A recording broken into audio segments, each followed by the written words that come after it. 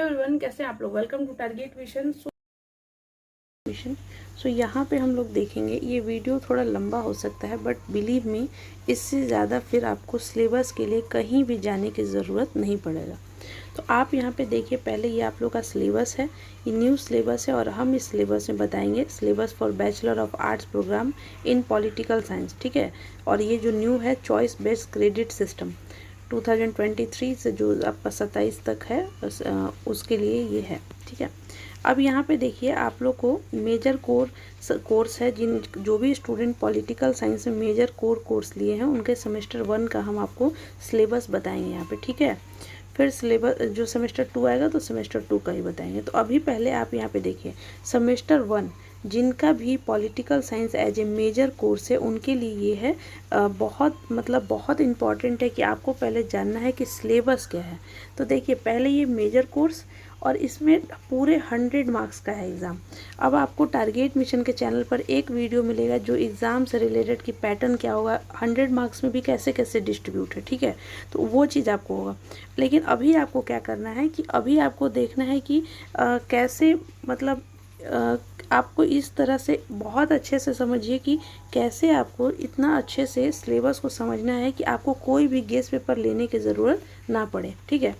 अब यहाँ पे देखिए, ये लिखा हुआ है कि आप ये जो सिलेबस है इसको अच्छे से पढ़ लीजिएगा तो आप इन सारे क्वेश्चन को अच्छे से टैकल करने के लिए आप उस फेज में चले जाइएगा कि आप अच्छे से समझ गए हैं सवाल को। अब इसको अच्छे से ध्यान में रखकर आप इसका जवाब दे सकते हैं।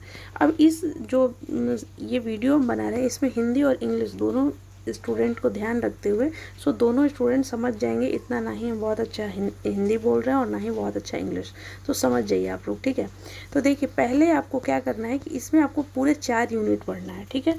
आपको टोटल पढ़ना है 4 यूनिट, 1 2 3 और 1 यूनिट और है यहाँ पे, और 1 यूनिट है आपका यहाँ पे 4, यानी कि टोटल आपको 4 यूनिट पढ़ना। और ये चारों यूनिट में सबसे पहला यूनिट है वो है आपका बहुत ही इम्पॉर्टेंट कि व्हाट इज़ पॉलिटिक्स, यानी कि पॉलिटिक्स क्या है। सबसे इम्पॉर्टेंट है कि पहले समझिए कि पॉलिटिक्स क्या है।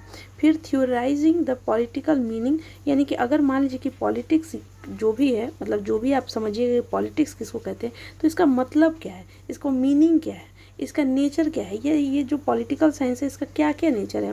एक ह्यूमन बॉडी है तो उसका कुछ नेचर होता है कि बहुत गुस्सा करता है, ये बहुत ज़्यादा हंसता है, ये बहुत ज़्यादा रोता है, ये सब नेचर है।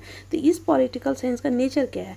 फिर स्कोप का मतलब होता है कि जैसे एक ये लड़का है तो ये लड़का कहाँ तक जा सकता है, तो इसका ये स्कोप हो गया, ये बाउंड्री इसका स्कोप हो गया। वैसे ही पॉलिटिकल साइंस कहाँ कहाँ पढ़ा जाता है, पॉलिटिकल साइंस का क्या क्या यूज है, ये सब उसके स्कोप में आ जाएगा, ठीक है।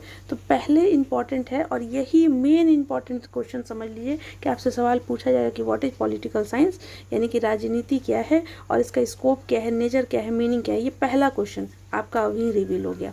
अब चलिए, अब दूसरा बात ये है यहाँ पे कि अब आपसे पूछ रहा है कि growth of political science as a discipline, यानी कि कोई भी अगर सब्जेक्ट मान लीजिए पॉलिटिकल साइंस है तो ये कब इसको डिसिप्लिन एक सब्जेक्ट के रूप में कैसे ये ग्रोथ हुआ, कैसे हम इसको पढ़ते हैं, ये सब पढ़ना है।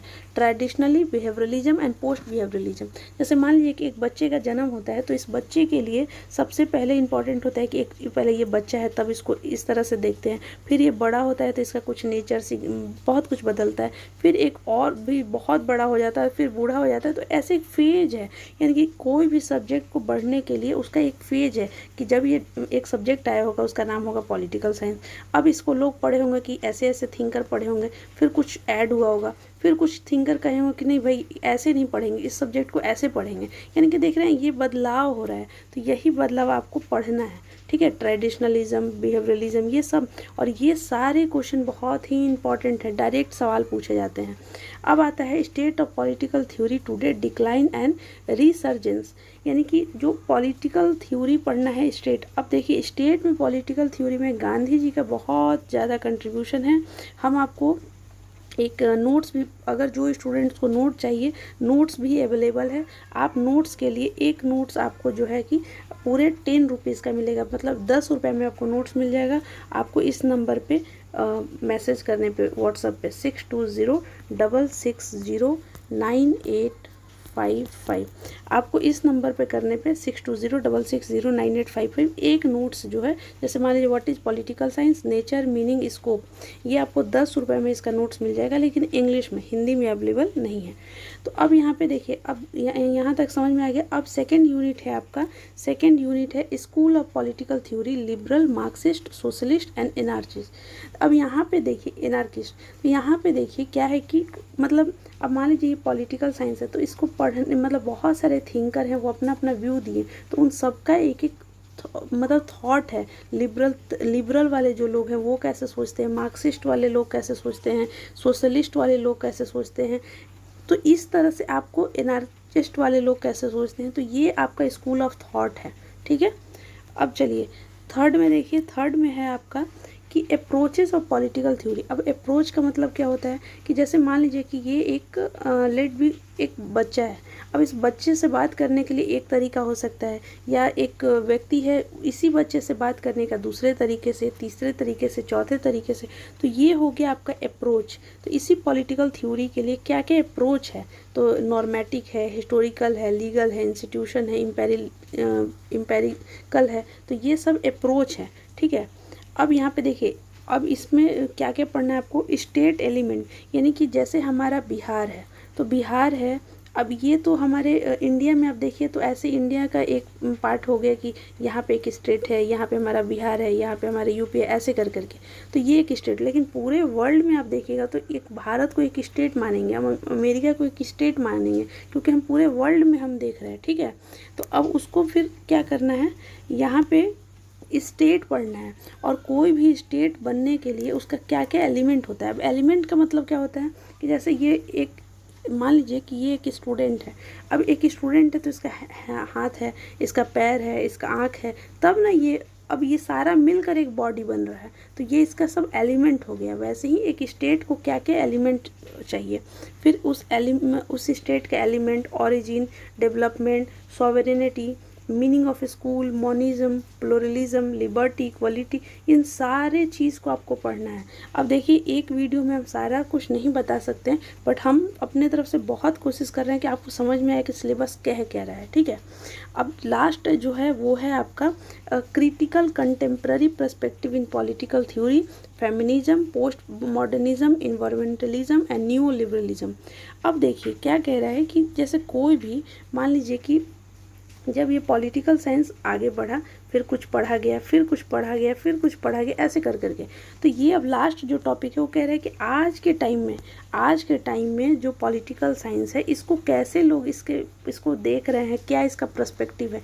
तो फेमिनिज्म, यानी कि फेमिनिज्म स्पेशली आप ऐसे समझिए कि ये जो लोग होते हैं, फेमिनिस्ट मतलब होता है कि हम, ये जो ग्रुप होता है वो कहती हैं कि हमको वुमेन के लिए ना बॉयज़ से ज़्यादा चाहिए, मतलब मैन से ज़्यादा नहीं चाहिए, और ना ही मैन से कम चाहिए, वुमेन को इक्वल स्टेटस चाहिए मैन का।